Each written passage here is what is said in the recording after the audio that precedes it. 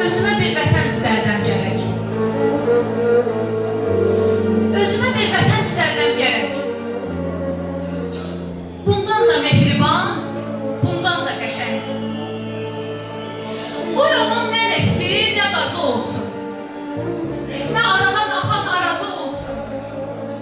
Heç muğan düzü də olmur, olmasın. Xəzər dənizi də olmur, olmasın. Denize değmeyin, koy deniz olsun.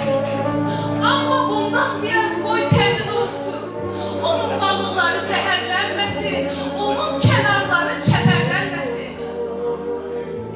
Özüme bir vətən düzəldəm gərək.